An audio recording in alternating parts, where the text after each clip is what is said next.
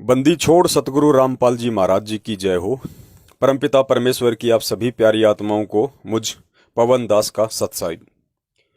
पुण्यात्माओं, दास को अर्जेंट में ये वीडियो बनाना पड़ रहा है क्योंकि एक ऐसी ही घटना हमारी एक बहन के साथ में जयपुर में घटित हो रही है और वीडियो को ज़्यादा से ज़्यादा आप लोगों ने शेयर कर देना है ताकि परमेश्वर की प्रेरणा से अगर संभव हो सके तो शैतानी ताकतें जाग जाएं और किसी भी तरह से उनके मन में, उनके दिल में थोड़ा बहुत रहम उत्पन्न हो जाए और उस बहन के प्रति थोड़ी बहुत संवेदना दिखाएं, एक भगत के गुण थोड़े बहुत वो दिखाएं ताकि उस बहन की और उसके परिवार की आत्महत्या करने से जान बच जाए। मामला कुछ ऐसा ही है। दास आपको आगे पूरी ऑडियो सुनाएगा उस बहन की। आपका भी दिल पसीज जाएगा कि वर्तमान में सतलोक आश्रम मैनेजमेंट हरियाणा पूरी तरह से काल भगवान के वसीभूत होकर केवल माया प्राप्ति के पीछे ही पड़ा हुआ है। उसे भक्तों का दुख, दर्द, परेशानियां कुछ भी दिखाई नहीं देती सिवाय पैसों के। और 15 लाख रुपए की उस बहन से डिमांड कर दी है उसकी एक समस्या के लिए। तो वीडियो को आप लोग ज़्यादा से ज़्यादा शेयर करें ताकि संगत तक ये बात पहुँचे। और ऐसी हमारी और जो बहुत सारी बहनें हैं, बहुत सारे जो भगत परिवार हैं जो इन काल एजेंटों के चंगुल में फंसे हुए हैं, परमेश्वर की दया से आप सभी सत्सेवक भाई बहनों के प्रयास से वो बच सकें। मामला सन 2016 का है।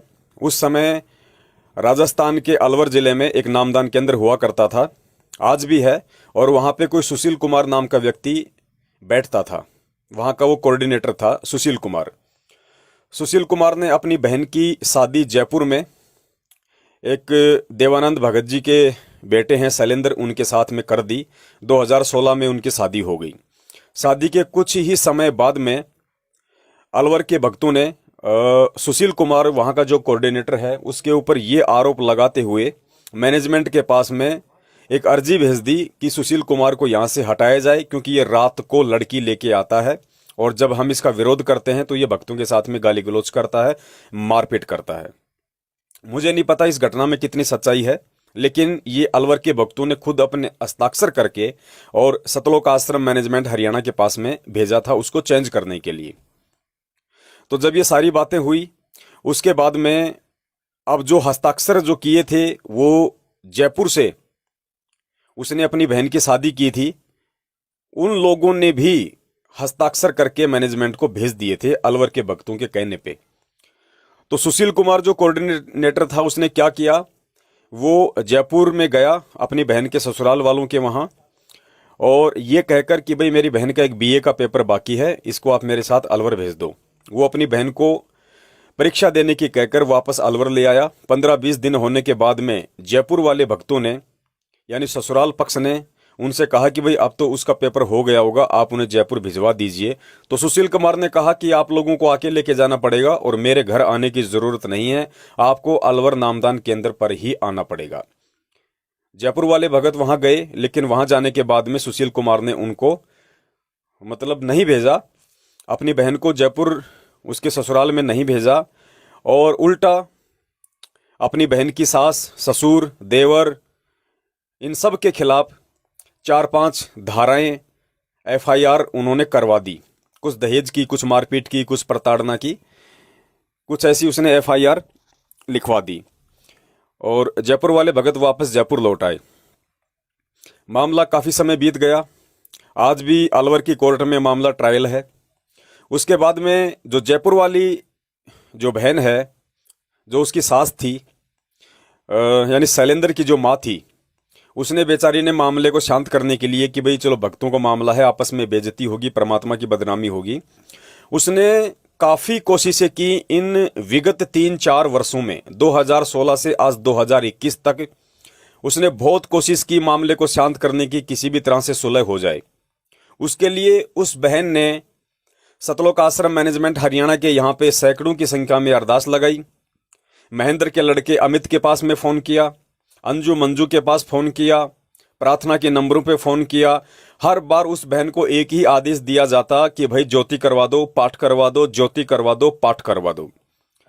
राजस्थान के स्टेट कोऑर्डिनेटर प्रकाश माली के पास में तो इतनी अर्जी लगाई उस बहन ने जिसकी कोई हद नहीं। हर बार ज्योति पाठ, ज्योति पाठ, ज्योति पाठ कि जयपुर के नामदान केंद्र पे ज्योति पाठ। और पुण्यात्माओं, आज मामला यहां तक आ गया कि बहन को अपनी ऑडियो बनानी पड़ी किसी भगत भाई के साथ में। वो उस बहन का रो रो के ये कहना है कि भगत जी, अगर ये परमात्मा का ज्ञान अगर मेरे पास नहीं होता तो मैं कब की इस भक्ति मार्ग को छोड़ चुकी होती। इन भक्तों के आचरण को देखते हुए, इस मैनेजमेंट के कुकर्मों को देखते हुए, इनके आचरणों को देखते हुए रो रो के वो बहन अपनी व्यथा बयान कर रही है कि आप जयपुर नामदान केंद्र का, जहां के प्रहलाद जी जहां के नामदान संचालक हैं, वो कह रही है कि जयपुर नामदान केंद्र पे जाके भगत जी आप वहां का रजिस्टर देख लीजिए, 1 लाख से ऊपर का तो मैं पाठ पाठ करवा चुकी हूं, ज्योति की तो कोई गिनती नहीं है। 1 लाख से ऊपर का, और मैं तंग आ चुकी हूं पाठ करवा करवा के। अब मेरा विश्वास उठने लगा है और मेरी स्थिति यहां तक आ गई है कि मैं कब आत्महत्या कर लूं मुझे कुछ नहीं पता। हम लोग बिल्कुल रोड पे आ चुके हैं, दाने दाने को मोहताज हो चुके हैं। और अंत में जब मैंने रो रो के गुरुजी के परिवार के पास अरदास लगाई तो गुरुजी के परिवार ने कहा कि हम मामले को शांत कर देंगे, हम आपका आपस में सुलह करवा देंगे, लेकिन इस एवज में आपको 15 लाख रुपए देने पड़ेंगे। पुण्यात्माओं, 15 लाख रुपए की डिमांड गुरुजी के परिवार ने, सतलोक आश्रम मैनेजमेंट हरियाणा ने उस बहन से, जो बिल्कुल निर्दोष है, जिसका कोई दोष नहीं है किसी भी प्रकार का, उस परिवार से सुलह करने के लिए 15 लाख रुपए की डिमांड आज वर्तमान में उन्होंने रखी हुई है 2021 में। अब वो बहन कहां से 15 लाख का इंतजाम करे और क्यों करे, आगे आप उस बहन की खुद की ऑडियो सुनिए। मुझसे पूरी ऑडियो नहीं सुनी गई, आप अगर सुन सके हैं तो सुनिए। और आप भक्तों के भी अगर आत्मा में थोड़ा बहुत यदि परमेश्वर का ज्ञान समाया हुआ है, अगर आप लोग यदि जीवित हैं, तो मैं निवेदन करूंगा कि इस ऑडियो को आप जी जितना हो सके उतना इस वीडियो को शेयर कीजिए, अपने हर ग्रुपों में शेयर कीजिए, फेसबुक के हर ग्रुपों में शेयर कीजिए जहां जहां हमारी संगत जुड़ी हुई है, ताकि लोगों को हकीकत का मालूम पड़े, लोगों को सच्चाई का मालूम पड़े कि किस कदर परमपिता परमेश्वर सतगुरु रामपाल जी महाराज जी को बरवाला कांड के तहत जेल में करवा के आज उन्हीं की आड़ में ये एक शैतानी ताकतों के अधीन होके ये काल एजेंट, सतलोक आश्रम मैनेजमेंट हरियाणा, ये स्टेट कोऑर्डिनेटर, ये फर्जी नामदान केंद्र वाले, ये गुरुजी के परिवार वाले, बेटा बेटी किस कदर एक भेड़िए की भांति बेचारी भोली भाली संगत को काटने में लगे हुए हैं। इनका मकसद केवल पैसा इकट्ठा करना है, केवल प्रॉपर्टियां बनानी है। गुरुजी जाए भाड़ में, संगत जाए भाड़ में, भक्ति जाए भाड़ में, हमें केवल पैसा चाहिए, पैसा। तो पुण्यात्माओं, जो बर्ताव वर्तमान में ये सतलोक आश्रम मैनेजमेंट हरियाणा संगत के साथ कर रहा है, ऐसा बर्ताव आपको जगत में भी देखने को नहीं मिलेगा। जगत के अज्ञानी लोगों से भी कितने गए गुजरे किस्म के ये व्यक्ति हैं। तो सावधान आपको भी हो जाना है। हम तो पिछले 7 साल से चिल्ला ही रहे हैं, लेकिन जब तक ऐसी घटनाएं आप लोगों को सुनने को नहीं मिलेंगी तब तक आप लोग अंदर से जागोगे नहीं। इसलिए आप लोगों को जगाने के लिए, बाकी सोई हुई संगत को जगाने के लिए कि वर्तमान में इस धरती पे यदि कोई शैतान का एजेंट है जीते जागते रूप में, तो सतलोक आश्रम मैनेजमेंट हरियाणा है। और आप सभी ने गुरुदेव की हिसार जेल से बाहर आने तक चाहे लगे 2 साल, चाहे लगे 5 साल, सावधान रहना है। एक नया पैसा भी दान धर्म ज्योति पाठ के नाम पे इनको नहीं देना है। इनके किसी भी नामदान केंद्र पे नहीं जाना है। किसी भी इनके फर्जी आश्रमों में, चाहे भिवानी हो, चाहे मुंडका हो, चाहे रोहतक हो, कहीं भी नहीं जाना है। गुरुदेव के जेल से बाहर आने तक आपने केवल अपनी भक्ति करनी है, अपना रोजी रोटी के लिए जो कर्म है वो करना है। 10वें अंश का पैसा निकाल के अपने अकाउंट में रख दो या अपने घर में रख दो, बाकी किसी भी कुपात्र को 1 रुपया मत दो। आज देखिए खुद वो बहन इन परिस्थितियों से जूझ रही है, और कहीं ना कहीं गलती उस बहन की सिर्फ ये रही है कि उसने अनजाने में पहले इन कुपात्रों को दान किया। और गुरुदेव कहते हैं अगर कुपात्र को दान करोगे तो दोनों को परिणाम भोगना पड़ेगा। तो वो बहन तो अपना परिणाम भोग ही रही है, उसके बावजूद भी उस बहन की बुद्धि नहीं खुली, और ये घटना घटित होने के बावजूद भी उसने अपनी गलतियों पे चिंतन मनन ना करके आज कम से कम 1.5-2 लाख रुपया ज्योति पाठ के नाम पे उस मसले को हल करने के लिए उसने और इनको पात्रों को देके वो पाप की भागन बन बैठी। और पुण्यात्माओं, परमात्मा रजा करेगा कहां से, परमात्मा दया करेगा कहां से। खुद वो बहन की ऑडियो सुनिए, वो कह रही है कि मेरा विश्वास उठ चुका है, मेरा इन अर्जियों से विश्वास उठ चुका है। अरे बहन, विश्वास ही उठेगा? तुम तो दलदल में फंस चुकी है, तुम्हें तो बाहर निकलना चाहिए था। तुम दलदल से बाहर निकलने के लिए तुम और दलदल में हाथ पैर मार रही हो, ऐसा नहीं होता है। और पुण्यात्माओं, इसका परिणाम ये बहन आज भुगत रही है। अगर आप लोगों ने भी अगर बचना है, आप लोगों ने भी अगर सावधानी रखनी है और इस बहन की तरह यदि दलदल में अपने आप को फंसाने से बचाना है, तो एक ही उपाय है, गुरुदेव के ज्ञान को आधार बनाओ। किसी भी कुपात्र को 1 रुपया दान मत करो, क्योंकि सुपात्र केवल सतगुरुदेव है। सतगुरुदेव जी के अलावा ज्योति पाठ दान धर्म का पैसा किसी भी व्यक्ति को दे हुए, चाहे उनके बेटा हो, बेटी हो, भाई हो, बंधु हो, आप लोग उल्टे परेशानियों से गिरोगे। इसका जीता जागता परिणाम ये जयपुर की बहन है। सुनिए इस बहन के मुख से सारी उसकी व्यथा, और उसके बाद मैं निवेदन करूंगा जितना हो सके वीडियो को शेयर कीजिए। सत साहिब बंदी छोड़ सतगुरु रामपाल जी महाराज की जय हो। में डाल दिया था उस केस को। अब समझौते में उसने स्पष्ट मना कर दिया कि पापी ने, उसने खुद ने भी मना कर दिया कि हम समझौता नहीं करना चाहते। अब अगर जी मेरे पास क्या बचा, मालिक के पास में रोज अर्जी लगाती हूँ, खूब अर्जी लगा ली। भक्तों के पास में खूब मतलब अर्जी लगा ली। मालिक खेत वहां तक पहुंच गई, हरियाणा तक पहुंच गई, ऊपर तक पहुंच गई भगत जी। और अमित भगत जी, वो उनके भाई हैं, वो भगत जी, और वो मंजू अंजू भगतमती, और राजस्थान का कोनी तरीके तो गिनती है, राजस्थान कोनी तरीके तो गिनती नहीं कितनी बार अर्जी लगाई है। अच्छा। और जो टेलीफोन पे जो अपने होते हैं किताब में जो नंबर हैं उनमें भगत जी अब अपने अर्जी इतनी लगा दी, और मतलब जो अपनी जो भगत मिलाई होती थी उसमें भगत जी जाते थे, खर्चा करके जाते थे, खर्चा करके फिर भी हमारी अर्जी नहीं लगती थी। वो कह रहे कि ध्यान नहीं रही, याद नहीं रही, मैं तो भूल गया, अर्जी गिर गई, अर्जी गिर गई, ये हो गया, और हम खर्चा करके जाते थे भगत जी। जो जाते तो चलो जाओ तो खर्चा तो लगता ही है। कितना खर्चा लगता है भगत जी हरियाणा के यहाँ पे? लगता ही है वो तो मतलब हम तो पूरी तरह है ना भगत जी, देखो टूट गए। अब तो परमात्मा की बस रास्ते में बचे रहे, नहीं तो मतलब भक्तों ने मतलब खूब कोशिश करे कि मतलब हमारा अविश्वास हो चुका है मैनेजमेंट के ऊपर, भक्तों के ऊपर। अब हमारा अविश्वास हो चुका है, बस एक परमात्मा के चरणों में एक आशा की किरण बची है। परमात्मा तो करने वाला तो परमात्मा ही है, भगत कौन क्या कर देगा, भगत तो कुछ नहीं कर सकते। अब देखो कोशिश होती है, कोशिश है, मैंने भी खूब कोशिश कर ली थी, और 1-2 भगत और साथ जा जाके बात बैठ के बात करने, कोई बात पे आता ही नहीं है।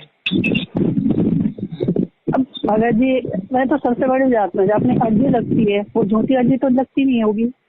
प्रार्थना नंबर पे आपने प्रार्थना लगाई भगत जी? मैंने, मेरे पास में बकायदा रिकॉर्डिंग है, बकायदा, और आपको यकीन नहीं है ना भगत जी? नहीं, यकीन तो क्यों नहीं है भगत जी, यकीन है। अगर आपको यकीन नहीं है तो मेरे को आपने ऐसे कैसे कह दिया? वो यकीन है, आप जो बता रहे हो कि झूठ थोड़ी बोल रहे हो। नहीं, मेरे में हो सकता है भगत जी, क्या क्या कई बार आदमी में फंस जाता है। ऐसी बात नहीं है भगत जी। तो आप है ना अपने जो जयपुर नाम केंद्र है ना भगत जी, जब जब अर्जी अपन ने लगाई है, पाठ कर दो, ज्योति करवा दो, पाठ करवा दो, ज्योति करवा दो, भगत जी मेरे मुँह से मैं ठहरना तो नहीं चाहती है ना। 3-4 अर्जी लगाई थी, उनका तो हम पाठ के वो प्रसाद भी दिया है, पाठ प्रकाशन होता है ना। और हमारे पास में पर्चियाँ रखी है, और जयपुर नाम केंद्र पे आप मतलब पूरा रजिस्टर में देख लो, कितनी तो पाठ करा दिए, कितनी ज्योति करवा दिया। थक गए भगत जी, विश्वास नहीं होता है कि अर्जी लगती है कि नहीं लगती। देखो अर्जी तो बगैर तो घोड़े, कोई पाठ का, कोई ज्योति का, कोई आदेश ऐसे आते नहीं है। हाँ भगत जी, जब जब मैंने अर्जी लगाई, पाठ करा दो, हमारी कृपा करेंगे। जो आप प्रार्थना नंबर पे प्रार्थना लगाओगे तो वो जवाब दूसरे दिन जवाब लोगे तो आप क्या बताएंगे? वो मेरे तो देखो भगत जी ये बोला, मालिक कृपा करेंगे, पाठ करा दो, मालिक कृपा करेंगे, ज्योति करवा दो, मालिक कृपा करेंगे, पाठ करवा दो, मालिक कृपा करेंगे, ज्योति करवा दो। अपने जयपुर नाम केंद्र पे बकायदा रजिस्टर में आप देख सकते हो कितने पाठ हो गए, कितनी ज्योतियाँ हो गई है। अब मैं बस थक गई पूरी तरह, मतलब हमको तो हम तो बचे हुए हैं भगत जी, नहीं तो भक्तों ने मैनेजमेंट वो मेरे मुंह से नहीं कहना चाहती भगत जी, मुझे माफ करना, परमात्मा मुझे माफ करे। हमको मरने के लिए मजबूर कर दिया इन लोगों ने, हम तो बस बच रहे हैं, बस इस तरह से मजबूर किया है भगत जी, इस तरह से मतलब हमको हंसे हमारे ऊपर भगत, हंसे भगत जी। तो जैड की घूट पी के हम यहाँ बैठे हैं और भगत कह रहे पैसा देना पड़ेगा और आपको देना पड़ेगा, पैसा लेना बताया वो 15 लाख रुपया भगत जी, 15 लाख रुपया। अच्छा 15 लाख रुपया कह के गए भगत बकाया था। अच्छा हाँ तो काय का देना भगत पड़ेगा? हमको हंसते कोई हैं जुर्म थोड़े कर दिया हमने, 15 लाख देना पड़ेगा, काय का देना पड़ेगा? भगत जी मैं मेरे मुंह से नहीं कहना चाहती, कोई लाखन से तो ऊपर तो पार्ट हो गया। ज्योति की अलग, ज्योति की गिनती आप है ना, नाम के तक बकाया है, रजिस्टर में एंट्री है। अगर एक ही मतलब मैं झूठ बोलती हूँ, मेरे पास पर्चियां हैं, अगर वो वहाँ पे झूठ बोलते हैं ना तो भगत जी मेरे पास पर्ची है, बोलेंगे मेरे पास पर्चियां है। 4-5 का मैं पावर ले आई हूँ, तो प्रसाद आता है एक बार तो मतलब 2-3 बार तो मुंडका से लेके आई थी, 2 बार मैं भिवानी से लेके आई हूँ। तो मतलब वो पावर मतलब प्रसाद मिलता है परमात्मा का, पाठ की काफी, तो वो पर्ची तो मेरे पास नहीं है भगत जी, बाकी का तो सारी एंट्री है यहाँ पे। नहीं वो एंट्री मैं थोड़े देख रहा, एंट्री से अब थोड़ी पूछ रहा हूँ एंट्री की और की। तो भगत जी अब बताओ कितना दुख है, माफी मांगो, माफी मांग ली, क्या क्या करे भगत जी, ऐसा तो जगत में भी नहीं होता, वक्त ऐसे से परेशान करे। अपना मैनेजमेंट है, परमात्मा ने मैनेजमेंट बनाया तो सुविधा के लिए बनाया है, तो ये थोड़ी है कि भक्तों को ऐसी असुविधा कर दो, उनको आत्महत्या करने के लिए मजबूर कर दो, ये कैसा मैनेजमेंट बनाया है? आज मेरा बच्चा है जो घर से निकल गया, सारे भगत हंसते हैं, क्यों हंसते भगत है? भगतों को तो साथ देना चाहिए। भगत यहाँ से सारी बात पूछ जाते, वहाँ से जवाब नहीं देते वहाँ पे क्या हुआ।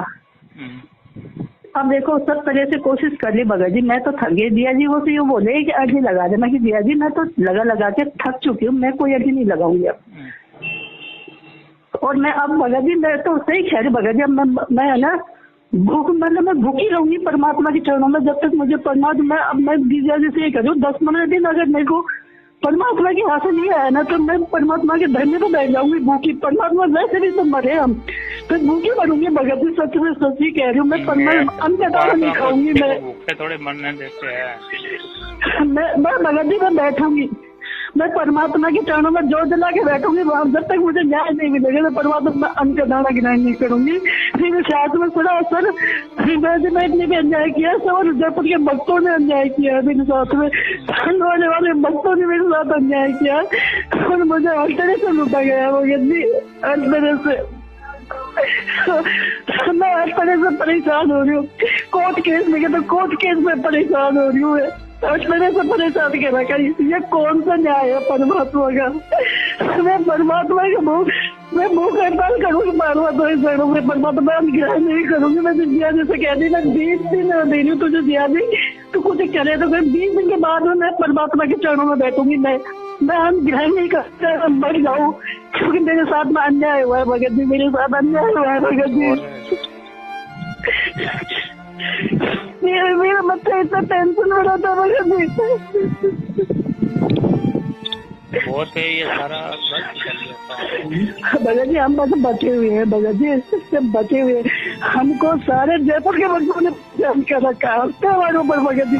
मैं तो जाना छोड़ दिया भगत जी, सत्संग में पुस्तक सेवा में सब जी जाना छोड़ दिया भगत जी। नफरत होती है बच्चों के नाम से भगत जी, मालिक मुझे माफ करना परमात्मा, जो नफरत होती है मैनेजमेंट के नाम से, मुझे नफरत होती है बच्चों के नाम से। इससे बड़ा तो जगत अच्छा है भगत जी, जगत अच्छा है भगत जी, जगत कम से कम न्याय तो करता है, सच तो बोलता है कम से कम। भगत जी बहुत गलत है, भगत जी बहुत गलत हो रहा है, भगत जी बहुत गलत हो रहा है। ये सरासर अन्याय है भगत जी। मैं बात करता हूँ, क्या कहते हैं मैनेजमेंट से मैं बात करता हूँ भगत जी। आप बकायदा मैं ना आपसे अब तक जो भी बोले बना, आपसे नहीं हर भक्तों से जहाँ भी बोला 16 आना सच बोला है भगत जी। नियम पे, परमात्मा के एक एक नियम पे चल रही हूँ भगत जी। क्यों हमारा सुल्तान हो जाए परमात्मा?